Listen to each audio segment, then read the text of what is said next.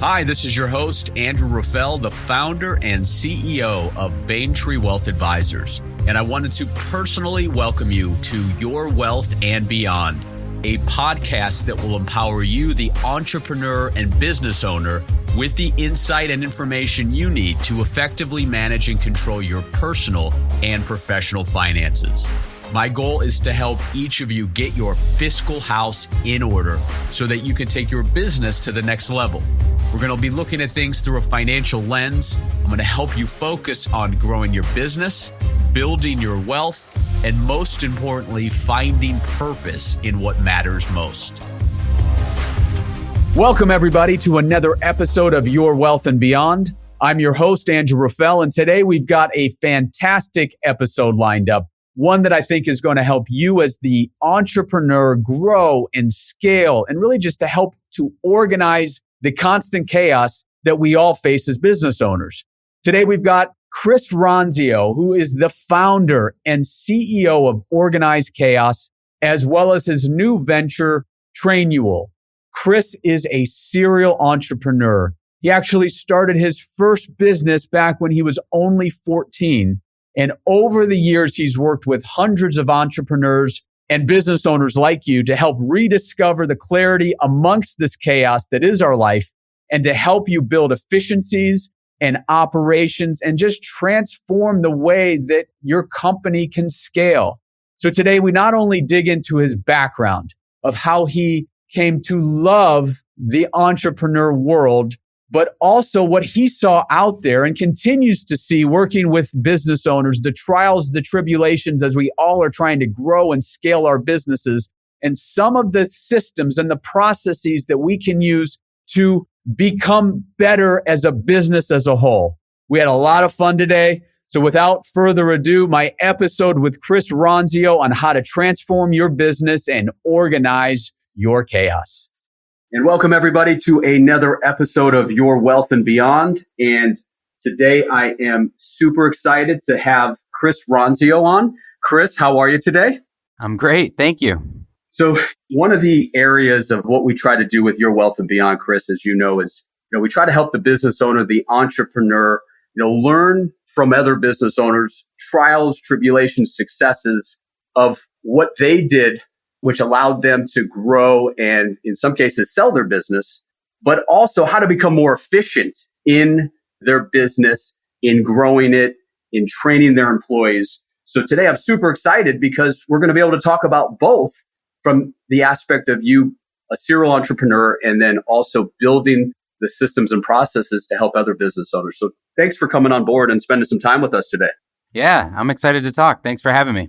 So before we jump in and, talk through some of the ways and how we can improve our businesses, I know that you started, I think, was it 14? You started your first business back in the Midwest? This was my first business I paid taxes. Yes, I had lots of those kid businesses, but yeah, first real business was when I was 14 on the East Coast in a suburb of Boston.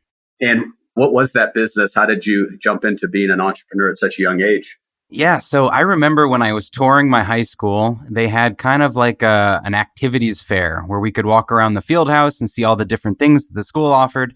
And one of them was a video production department. And at that time, I wanted to be on TV. I thought I wanted to be Ahmad Rashad or something like a sportscaster. And so the cameras caught my attention. So I signed up for this program where a friend and I produced a cable access TV show. And it was right around the 2001 mark when all the digital equipment was coming out. So at the time, all of the video equipment was VCRs and, tape decks and all analog. And they had just gotten all this new digital equipment. And so my friend and I took the class. We instantly had all this nice equipment at our disposal and we started producing a TV show. Now, the cool thing was because no one else was producing a show, our episodes aired 40 or 50 times a week. And so as we would walk around town, people would recognize us as the video guys. And from there would offer us paid opportunities. So at the beginning, it was everything from, weddings and parties and anniversaries and graduations and bar mitzvahs and bat mitzvahs. And slowly it evolved into live sporting events. And that's really what the business became, was a live youth sporting event coverage company. And at that time, you guys were using actual tape to record? Yeah, at the very beginning, it was tape. It was SVHS tapes and those over-the-shoulder cameras and high 8 tapes, and then it was mini DV tapes. And so finally, it was at least some version of digital with importing those tapes and doing non-linear editing on the computer. But it was definitely in its infancy. And so between you and your partner, did you guys have any other employees that you brought onto the team and had to help train and get involved in helping you grow the biz? Yep, there was my mom, my dad, my brother. No, it was all friends and family at the beginning. But, when we were young, 14, 15, 16, it was really just school events. We would do the soccer games and the football games and the cheerleading competitions. And the turning point was when we got asked to do a state level cheerleading event. The state or the league was coming in to do a big state championship. And they said, if you can record the event and give us a copy for our archives, then you can sell those copies to anybody that attends. So my friend went in the audience. He had the camera. I put on my nicest, dress clothes and sat with a table and collected orders all day. And by the end of the day, we had made $900 in VHS tape sales. And so we saw right away that we had this really scalable model where instead of selling a one-time wedding video, we could do these sporting events and have some kind of recurring revenue. So the business actually ended up running for 13 years. And through those years, we grew quite a bit to 3 offices and over 300 camera operators doing events in all 50 states. That's awesome. And started it, though, as the family helped you catapult that. Here's a question. If you had to keep one of your family members that were part of the initial, who would it have been? Was somebody who kind of took it and ran with it better than the other, or were they all just joint helping you take it to where it needed to be? Actually, my younger brother is a partner in my current business, so he's still working with me to this day. So I would say him. He's 3.5 years younger than me, and when I started in high school, he was an 11-year-old, the cutest little salesperson I could possibly have. And so he was crucial to our marketing then and important to our marketing now. That's a great answer, especially that you still work with them. I think parents would appreciate that you made the right call there. Good work. So then you guys actually were able to sell this business at some point? Yeah, so it went through a few stages. So it like I mentioned, the business started in Massachusetts where I grew up. When I was in college, that's when I started hiring freelancers and contractors off Craigslist so that the work could get done while I was in my dorm room and in class. And as we started doing more events around the country, we needed to build a larger network of videographers. So that was where operations and training became so central to what I was doing. We would find camera operators in markets all around the country. We'd run them through our process so that they could show up at an event and look and operate just like a part of our team. And then we would get the footage back from them and list it on our website for sale. And so the company was really a logistics company that was getting contracts, building crews, acquiring footage, and then selling the footage through an e-commerce and a custom application online. So after 13 years, the business was changing quite a bit. Technology changed a lot. And we ended up doing an asset sale where we sold our contracts and equipment to a competitor. We sold our intellectual property, a software we had developed, to our biggest customer. And I spun off part of that business into my next company, which was a consulting operation. And so with that consulting operation, the goal of that was to help business owners create scalable systems and processes. Is that the operation consulting firm called Organized Chaos? Yeah, exactly. So at the time when I sold the video company, I was 27 and I had, 13 years of entrepreneurship under my belt, which was pretty unique for a young guy. And I looked back at what I had done and saw that so much of it was systems and processes related. We were putting together camera kits in the most efficient, effective, cheap packaging we could and shipping them, crisscrossing them all around the country. We were coordinating really complex events at union venues and bringing in labor. And there was just so much involved with those events that when I started looking at my friends' businesses, I thought, well, this is pretty simple. How can we make this as efficient as possible? So Organized Chaos was all about how do we unpack the workflow and unpack the operations of a business and then put it back together and use technology and use software and make it as efficient as possible. And as entrepreneurs, as they start creating, in a sense, their entity, in most cases, they've got a vision. It's maybe 1 or 2 people, and they're grinding every day and trying to grow that to, first and foremost, stay solvent and be able to put food on their table. But then as, I've seen it as growing my business over the last almost decade is as you get bigger, the challenge of wearing all those hats and trying to drive the growth and the vision and having that scalability becomes almost impossible to do it on your own. So from your standpoint, being an entrepreneur since 14, or even it sounds like earlier than that, you were able to identify that there is quite a need for this. And with the evolution of technology, it enabled you to morph those together and create, in a sense, a package to help entrepreneurs on that basis of becoming more efficient, more profitable, and allowing them to focus on more of the things that meant for the future success of that company. So how did you go and get your clients at that point? Well, I think there's an important point which you just said there. And when you create a business, especially a consulting business, it's easy to want to do everything for everyone if you don't have a focus and a package. So one of the most important lessons I learned with my video company was that, initially when we started, we were any kind of video for any kind of customer. Like I said, we were doing parties and weddings and bar mitzvahs and photo montages and commercials and corporate videos and music videos and anything for anyone that would pay us. But then as the business evolved, it became just youth sporting events. And then as it evolved further, it became just youth private expensive events like equestrian events and figure skating events. And when we narrowed down our focus, that's when we were really able to scale. So when I started the consulting business, it was the same thing. It was first just trying to understand what within the world of operations could we do that would be effective and make a good profit. And then how could we package that and narrow down our focus? So we created this model for organized chaos. That was the 3 C's, I called it: the context of a business, the chaos of a business, and then the clarity. And we had these packages where we would go in and audit their operations, and within 1 to 3 days produce a really clear tactical action plan for the business for 6 to 12 months. And that was really the focus of that company, was how do we go in and organize the chaos of a small business. I heard Vern Harnish, the author of Rockefeller Habits and Scaling Up, I heard him speak, and he said, you in your business, you need to own a word. You need to have 1 or 2 words that you own. And the word I wrote down was chaos. And I thought, if I can own this, if I can own organizing chaos, then that's my ticket to helping growing businesses. Yeah, and it's so right on, because entrepreneurs, there's something in a sense wrong with us, right? That separates us out to make us take that leap of faith and to take on all that risk. And for most of us being visionaries and kind of that greater idea of what we want to build is getting into the nitty gritty and handling really the nuts and bolts of what causes a business to be successful is the challenge that most of us have. Have you seen that working with entrepreneurs over the years? Have you seen where that's really one of the main areas that prevents a company from growing, is not having that, not maybe leadership, but just the processes in place and the organization in place to be able to take the company to the next level?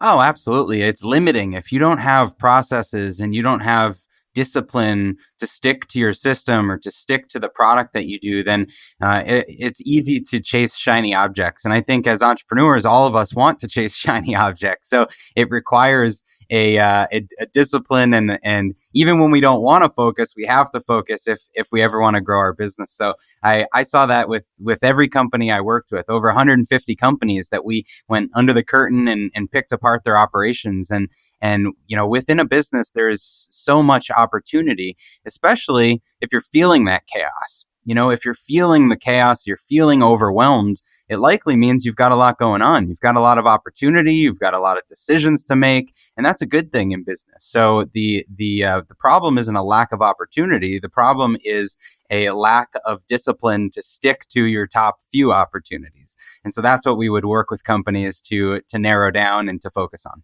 With digging in and looking under the hood of over 250 companies, do a lot of entrepreneurs, was it a challenge for them to take your advice?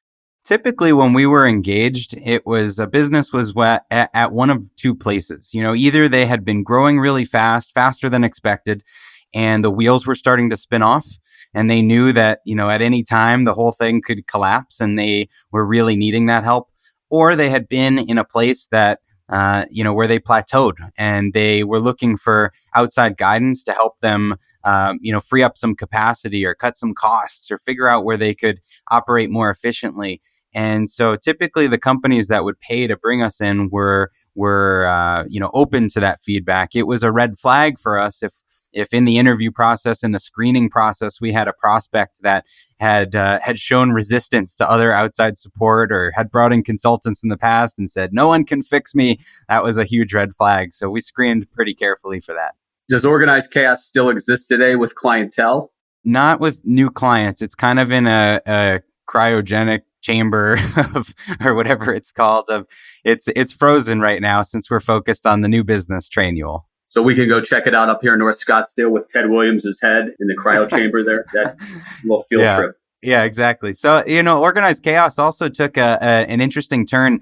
My vision for that company was to build a team of operations professionals that could go in and pick apart an operation. And of course, you could pay us for the services, but in some cases, we also partnered with businesses or took equity stakes. So usually that was when there was a spin-off opportunity where we would work with an existing business that would have some unique opportunity, but not enough time to pursue it. And we would pursue it with their expertise and our team and capitalize on that. So we ended up having 6 spin-off companies that we still have an equity stake in today, but don't operate. So that was kind of an interesting byproduct of the consulting business. And then from the consulting business, then that evolved into the third business that you've been building and now purely focusing on, which is the company Trainual.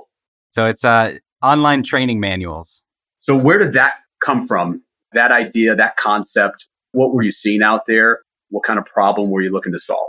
Yeah, it was a pretty natural evolution. So as we worked with businesses, we were focused on their systems and processes and rebuilding their operations and their workflows. And when we did that, when we put new tools or new software in place, we had to train the existing employees on how the business works, all the new processes and policies inside the company. And so when companies are investing in themselves and trying to work more on the business and going to conferences and reading books, everyone says work on your systems and processes, but there's not a lot of guidance on what you need to do in order to make progress there. So what we saw was that companies would make a lot of documents. They would fire up a new Google Doc or a Word doc. They would try to make Dropbox folders and share those with their teams. And really what you're trying to do is memorialize how you do what you do. Because as a business grows, you figure out how to do something one thing at a time in the business, and then you want to take off that hat and hand it to someone else. So you need to write it down or document it before you can delegate it and hand it to another person. So we saw companies doing that over and over again, just very inconsistently. They were making documents, they had outdated files, they would make a big effort to write things down in the company and then ignore it for a few years. And so we thought there's got to be some tool, some way where you could capture that institutional knowledge inside the company and assign it to people easily and update people when things change and just really capture the brain of the business. And so Trainual started as a tool, an internal tool within the consulting business, Organized Chaos. And we just used it for our own clients. So as we would work with the company, we would write down all the new how-tos inside our system. But then over a few years of having that tool, we were starting to get referrals and inquiries about the software from people that didn't necessarily need the consulting help. So last year in 2017, we decided to spin it off, make it a separate company. And it had such a successful launch that we stopped all the consulting and focused full time on Trainual. Yeah, I think that's fascinating because, from my standpoint, I come back from conferences or masterminds and I got all these ideas. And I think all of us come back, we're energized. Our staff is dreading the day we get back. We're ready to reinvent the wheel. And then nothing happens, right? Because we're moving and going. And it's just one of those areas that I think as a business owner, it's one thing that I grapple with, right? Is how do you not, like you said, chase that next shiny object here? So this system and platform you put in place, walk me through the onboarding process of bringing a business on, what that looks like initially, and then what is the sustainability of that to continue making sure that it's updated, and most importantly, that the staff, the people that need to be using it, that they're using it rather than it just going by the wayside and they're paying for something that they're not taking full advantage of. Yeah, sure. So I alluded to this a little bit, but we came up with this methodology. It's called do it, document it, delegate it. So what I saw, again, working with all the companies, is that the ones that would scale most effectively and the fastest were the ones that figured out how to do something and do it consistently. So even if it was just a one-person show and they were doing some service, as long as they could do it effectively, do it consistently the same way every time, then they could start to write down the steps of how they did it, and they could offload that or delegate it to a virtual assistant or to their first hire. And then that process just continues to cycle and repeat itself as you grow a business. So you hire more people, you're shedding more of the things that you do, and you're documenting those things in a formal way as a best practice for the company, so that you can delegate those things and hold people accountable for knowing how to do them. So you mentioned in the business, first you're always having new ideas. So you need to be disciplined about your plan. You come up with a plan for what you're going to work on, and you have to stick to that. And then, of course, you have to manage how you do the work, all of your client work and your tasks and things like that. But the missing piece there is, where do you learn how to do the work?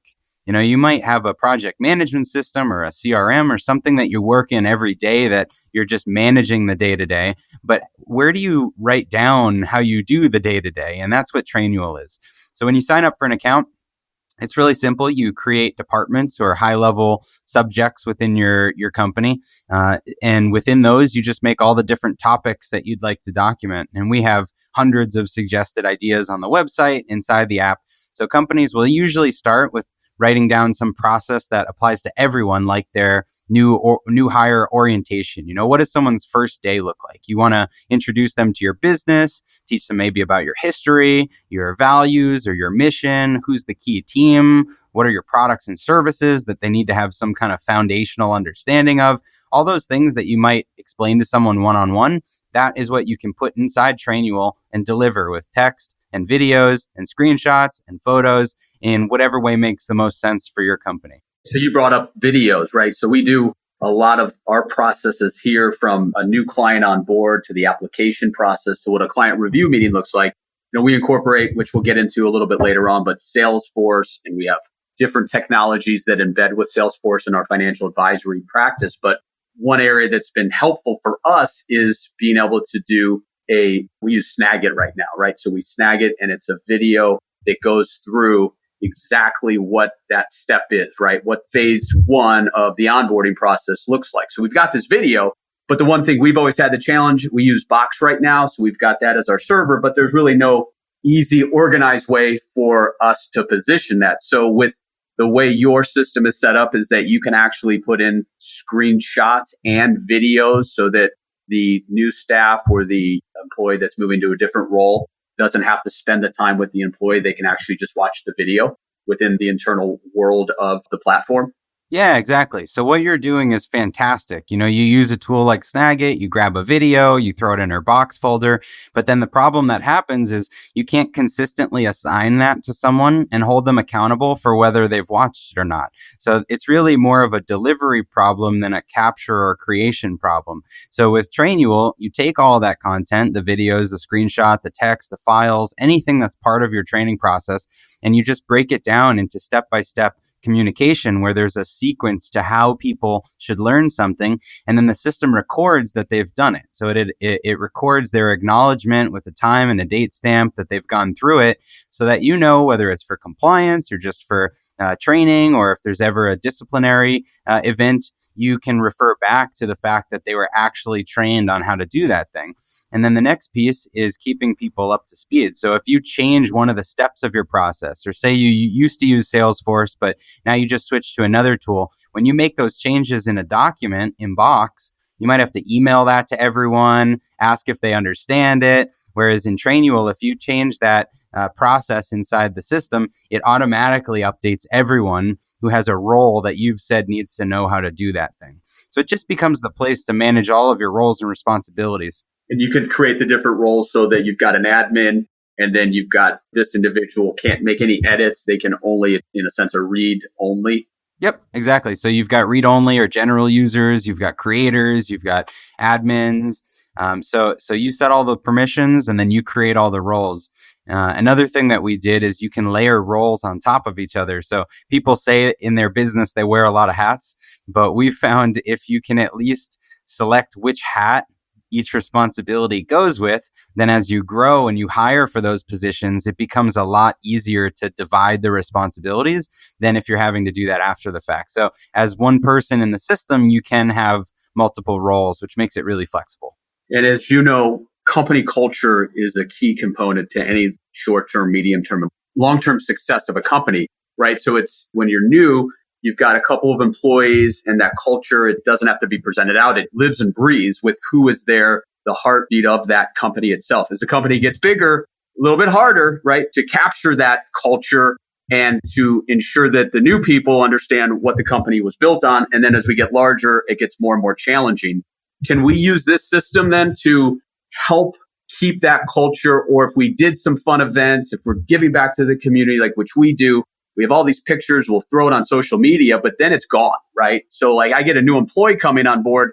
I can see this as a way for them to go back to maybe there's a culture section, right? To go back, oh, wow, these guys, they did Feed the Starving Children last quarter. They did U-Mom shopping, those type of things. How does your system work with that? Not the number side, but more of the intrinsic of a company culture and keeping it aligned with the founder's vision. Yeah, so great example. If you do events, we do the same thing. And if you go through our training as a new hire, you'd see our Cinco de Mayo party and you'd see our holiday party and you'd see the anniversaries and things like that inside where we just drop photos and animated GIFs and videos. And it's great to have that as sort of a repository to look back on.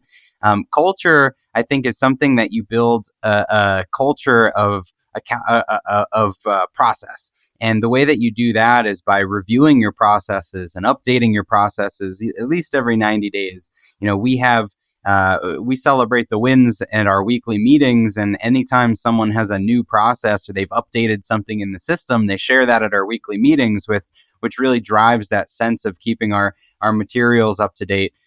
So I think culture is it's important to build a culture of process. It's important to share the fun side of your culture for new employees.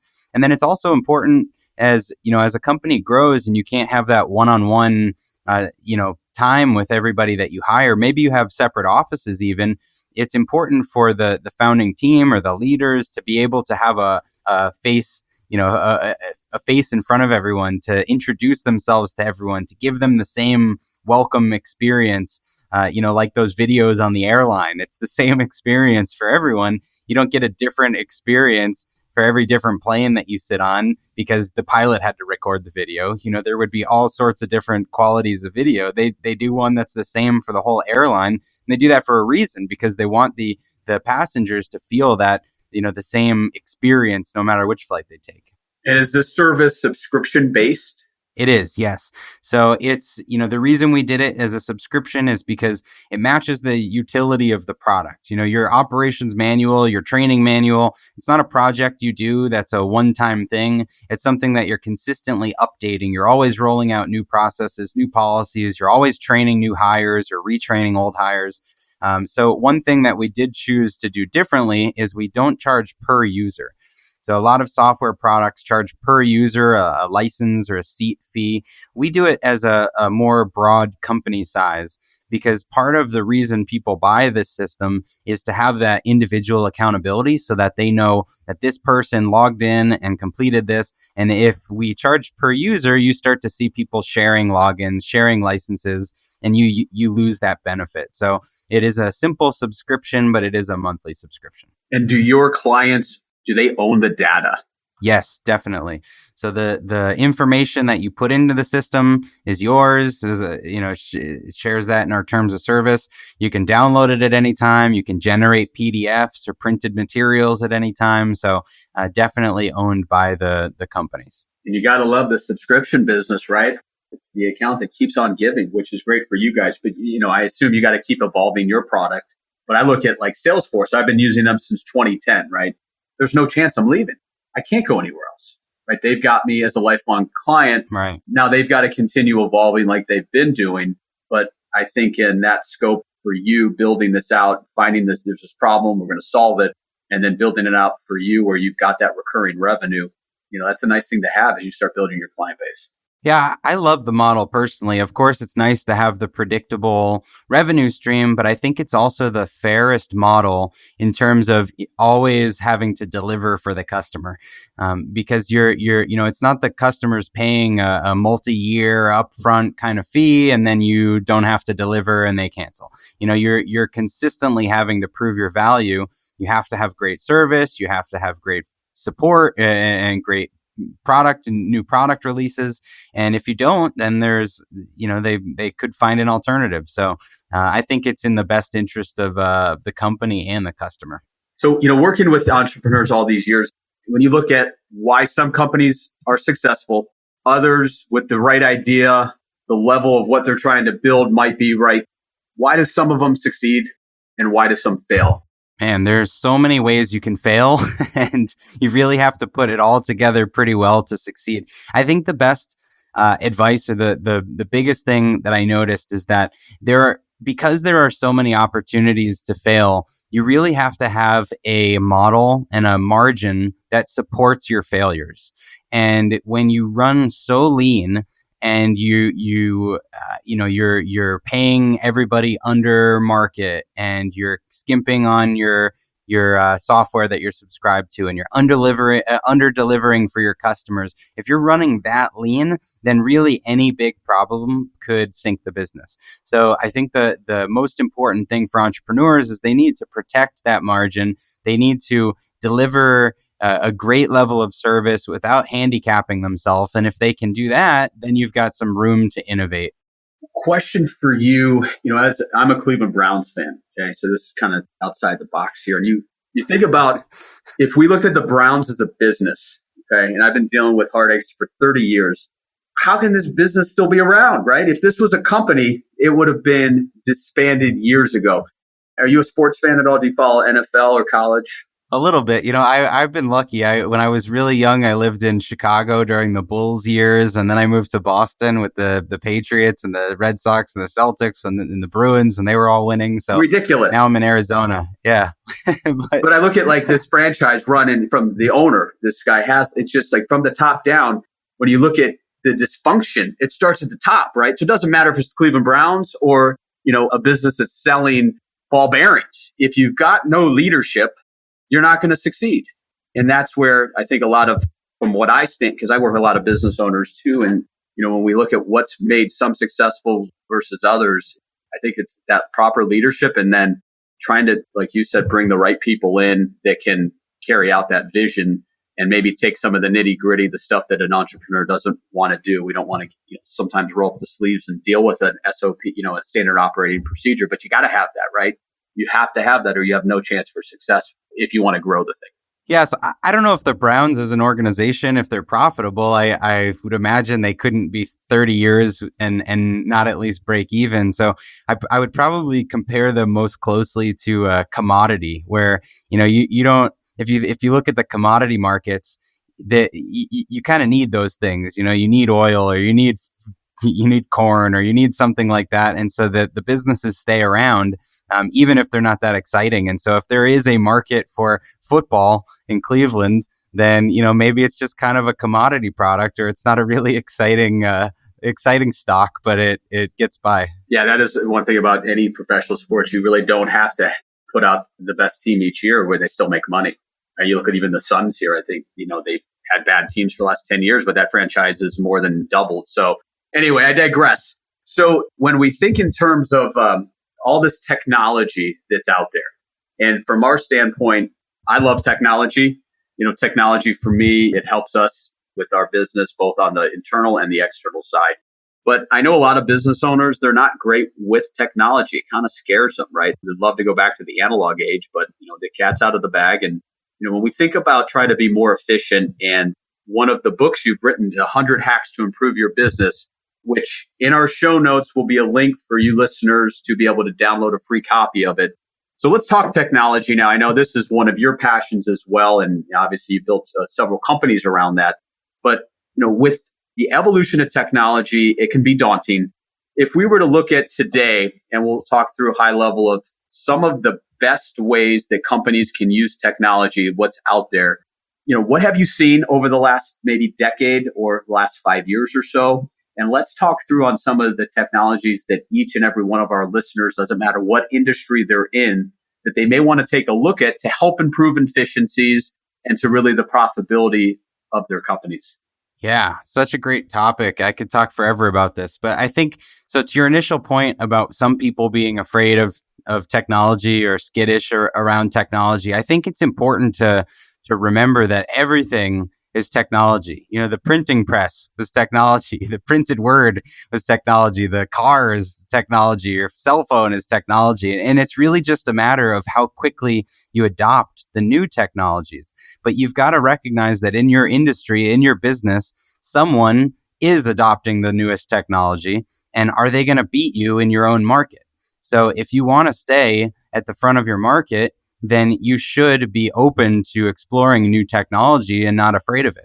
Another thing that people say is that, you subscribe to so many software tools these days, and it just feels like overwhelming. And I wish there was a silver bullet, one tool I could subscribe to that fixes everything. And, that was the old way of technology. When software started coming out, the biggest companies would create these massive tools, but they were charging hundreds of thousands of dollars or millions of dollars for licenses to these tools.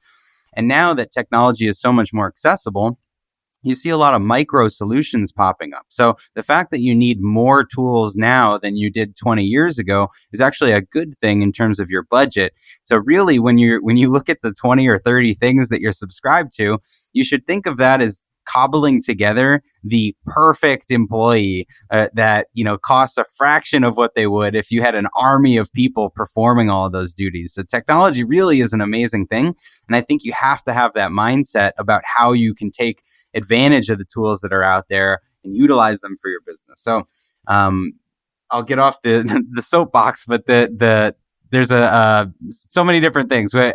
Is there a particular area that you want to start? Well, I mean, if we look at just even 5 years ago, right, at my company, our email, right? If we look at email and how many companies out there, and some maybe still do, but we look at servers, right? And just the cost of having to have servers for your Outlook. So what have you seen with businesses taking it to the cloud, whether it be Office 365 or some other avenues there? Let's just first talk email and why it's so important to have that cloud-based versus internally keeping it on a server in your office. Yeah. So if you've got a server in your office, first of all, you're exposing yourself to any kind of natural disaster that could happen at your office.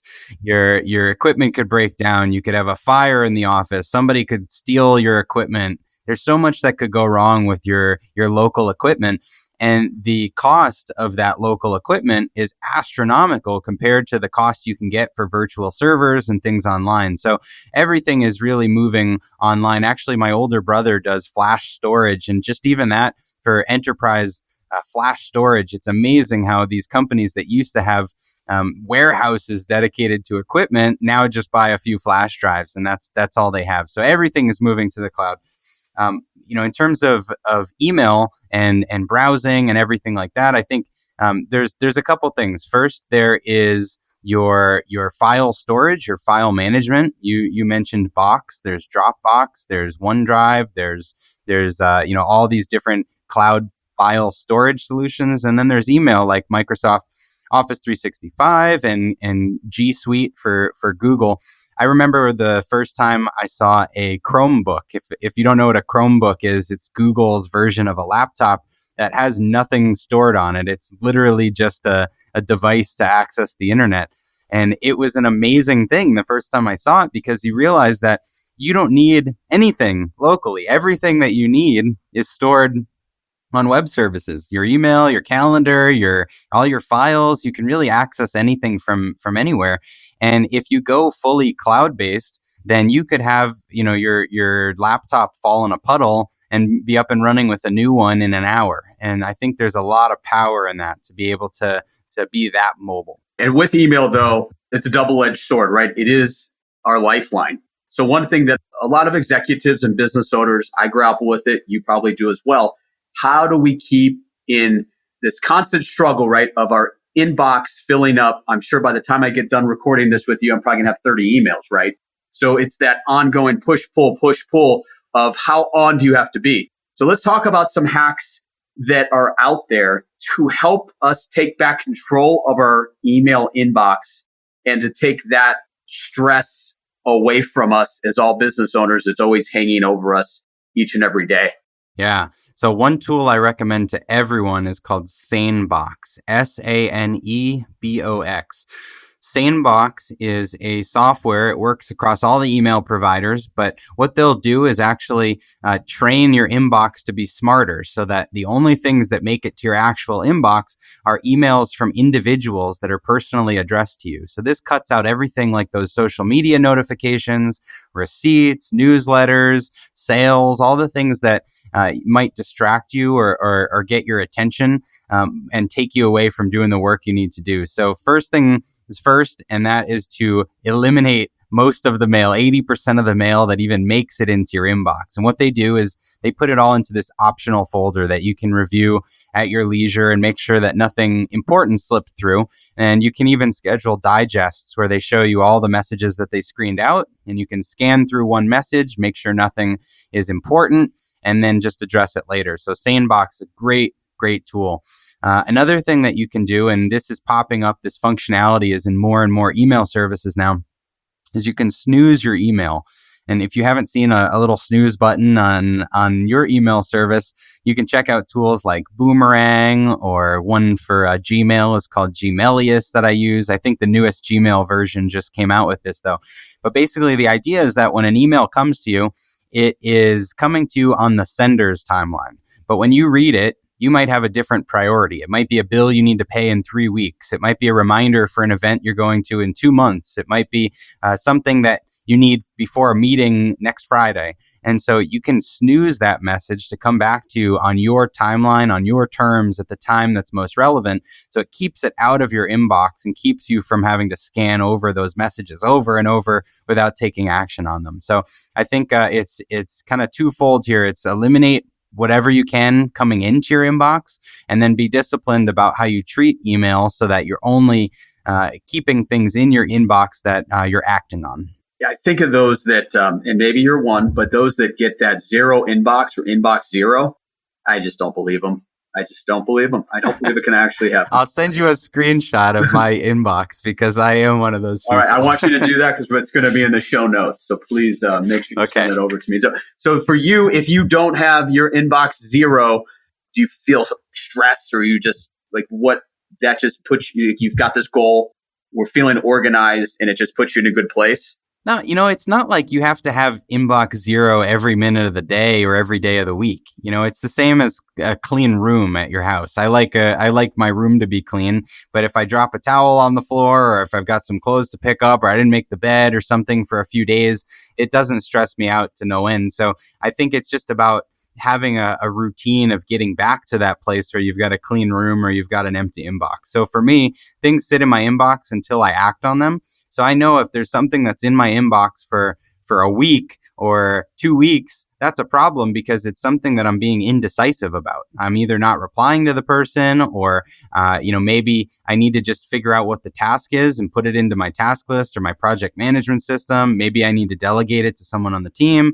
But if an email is sitting in your inbox unattended for that long, there's probably a deeper issue. So I believe that everyone can be at inbox zero at least once a week. Well, here's one way to get to. I was on don't take this as advice, listeners, but I was on my Entrepreneurs Organization retreat over this past weekend, actually. And one of my forum members, I don't think it was him, but I think he had said that somebody literally they were trying to get control of their inbox. They deleted everything. They just went, I'm going full nuclear.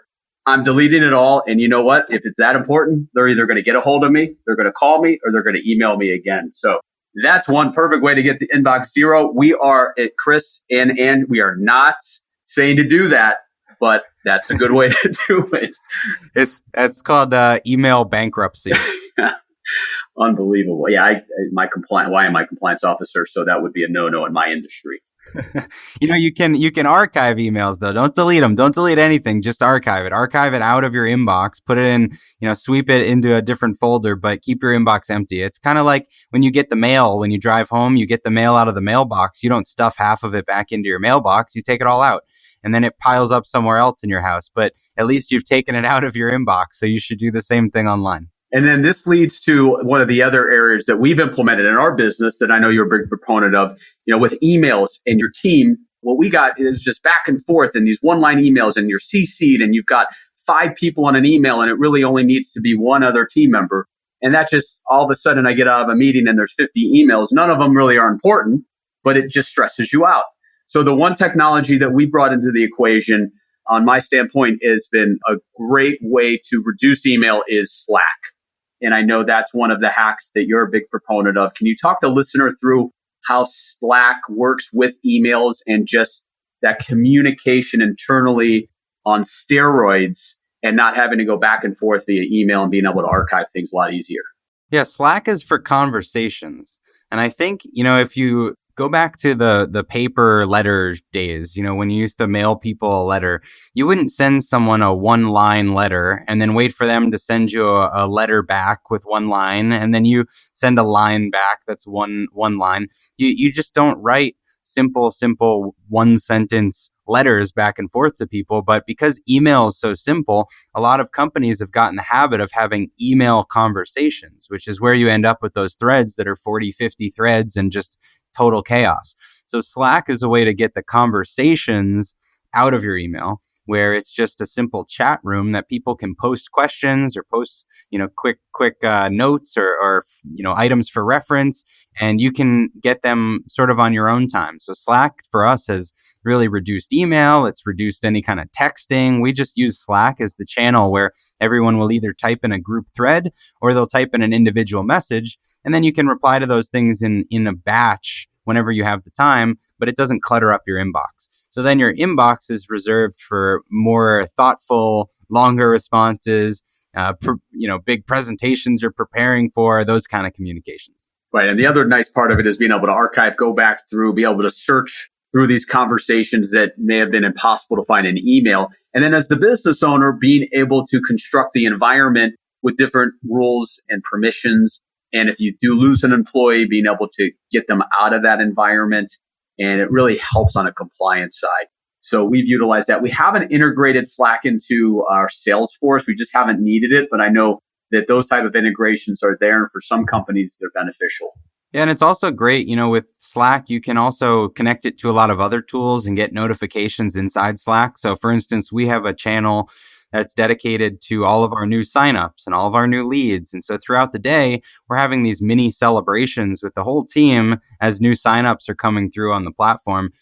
We also see things like inside Trainual, if you complete all of your subjects, a new hire, when they complete their training, it does a little message to Slack, to the group channel, so everybody can celebrate around that. So there's some fun things you can do with Slack. Now, when it comes to scheduling meeting times, business owners, a lot of times they'll have a team that'll help set their calendar. But, this evolution over the last maybe 5-6 years of streamlining that back and forth of when you're available, right? So for instance, to set up this podcast recording, did you use Calendly for my team to set that up? Okay, so walk the listener through what the software like Calendly, what it's there for, what it does, the efficiencies of it, and how it can help streamline the appointment setting process for both clients and prospects. Yeah, so Calendly is a great tool. It's a great innovation. And what it does is it allows you to connect your schedule to a scheduling link and then set some rules around the types of appointments that people can book through that link. So I have all different links that I use for things like interviews like this one, for things like meetings, if I want to meet someone for coffee or for lunch, for different work sessions with my team. And then for each of those types of appointments, you can set rules for the times of day, days of the week, days of the month that you want to be available for those things. So then when you want to set up an appointment with someone, you can just give them your link to book a time, and you know that they're going to book a time that works for you. So it's been a game changer in terms of eliminating the back and forth communication and streamlining the scheduling. There's also other tools that now are based on artificial intelligence, which if you're skittish around technology, maybe it'll be a little bit before you adopt something like this, but they are phenomenal. So there are software tools where you can connect a virtual assistant, an artificial intelligence assistant, to your calendar, and then CC them on an email like they're a real assistant. and they will have a conversation with the person that you're trying to schedule with. And that person will not know that they're interacting with a computer. So there's I think you'll see that more and more for all other purposes, but that's nice when you don't want to just give someone a link. If you want a little bit more of a hands-on, high-touch approach, then these services are great for that. Right. And in the show notes, we'll have a clip that back a couple months ago. I think it was Google that had a video that they showed at a conference. And that was a back and forth between an artificial receptionist, basically an artificial employee that called, it might have been to schedule an appointment at the salon. And just the fact of the human at the salon going back and forth with this AI and the conversation, if you closed your eyes and didn't know that they were talking to, in a sense, a robot, it was just incredible. Just the way that they were able to diffuse the meaning in just the everyday dialogue. So it's scary, but it is where the world is going, right? There's no way we can stop it. Yeah, I think it was called the Turing test. And the guy's last name, the scientist that came up with this, is Turing. And they said it was a prediction back in the past of at what point in the future a human would not be able to tell the difference of if they were talking to a human or a computer. And so we just passed that milestone, which is pretty incredible. Yeah, it's scary, but it's part of where we're going. One other area that we see in regards to, back in the day, if you remember your phone number growing up, right? Like I can remember my phone number when I was like 7. Nowadays, we don't have to remember phone numbers. We have to remember passwords. Business owners have to remember not just their personal passwords, but the business passwords. So what type of software is out there that can help a company better get a handle on that in the scope of protecting those passwords? And again, bringing some organization to the chaos, as well as then being able to implement some compliance measures too if an employee leaves. Yeah, a few tools I would recommend. The one that we use is called 1Password, just the number 1 and then password. There's another one that's called Dashlane and another one that's called LastPass. So they're all great tools. The way that they work is that you set up an account, and inside that account, you encrypt it with some master password, which is almost impossible for even you to type. It's like a crazy vault. And then you put all of your other passwords inside of that. And so they've got browser plugins and smartphone applications and things that will generate crazy passwords for you, and then automatically fill in those passwords as you're accessing the tools that you need to. So you just authenticate it with a fingerprint or something like that, and then you've got really highly encrypted, tough to guess passwords to access all of your tools. So they'll also do things like they'll audit all of your existing passwords and suggest ones that aren't strong enough or ones that maybe are vulnerable based on a service being compromised. So it's a great practice to start to keep your passwords in those tools. And then same with your teams. We use that tool 1Password for our whole company. So everyone has an account. And if I need to, reset everyone's access to a certain tool, I can do that at a master level. Or if someone's no longer with the company, same thing. You can shut off their account and not have to worry about accessing all of that data, or removing someone from all of those accounts individually. Yeah, that's been instrumental in us being able to protect especially on the financial side, the different websites that my staff have to go to. So, right in line with that, it's a cost-effective way to have a peace of mind on privacy. And, if you think about it, listeners, literally they're going to go to the website that you need them to go to, as long as it's connected. And most of the time, like with Chrome, it's going to be, connected. You'll be logged in through we use LastPass. But once they get to the website, it'll just fill in the login information with the username, and then the password will be there, but it will be, all blanked out, and they get right on right there. So it's been a great way not only to have different passwords for every site, but then be able to ensure that your team's able to get on, but then also be able to shut somebody off just as quickly. And I don't know if there's life before LastPass and there's life after LastPass for us. And it's been just instrumental in helping us on the compliance side for us. Yeah. Let's talk one more hack today. I know we're getting close to the end here.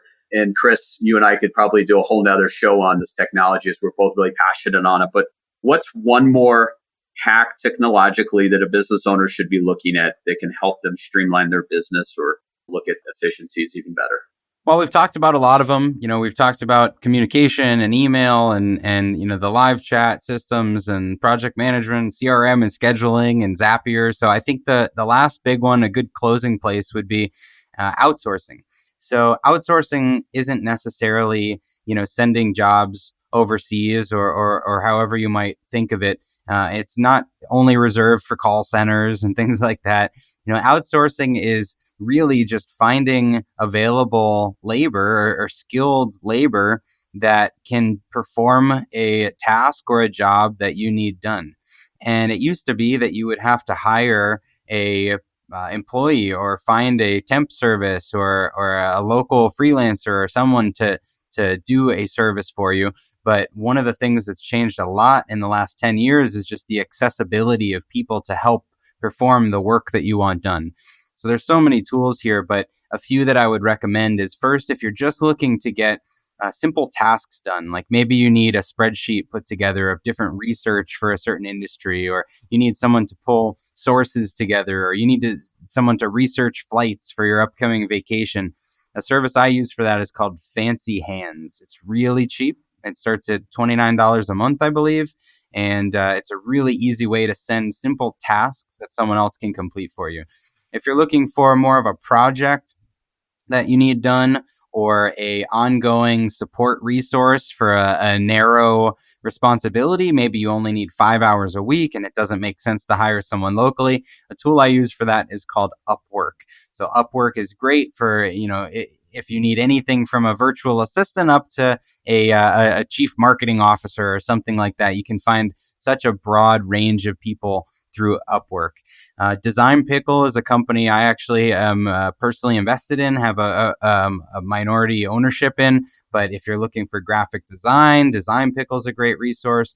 If you're looking for people to run errands for you around town, there's a service called TaskRabbit where people can sign up to drive around town or build furniture or do whatever you need them to do locally. So just the idea, I guess, that you can get work done for on demand is an important idea, I think, to close with. It is the golden age for entrepreneurs, right? To be able to systematize and scale and do it cost effectively by leveraging technology, right? Absolutely. And remember, as you hire those people and bring them on, you train them with Trainual.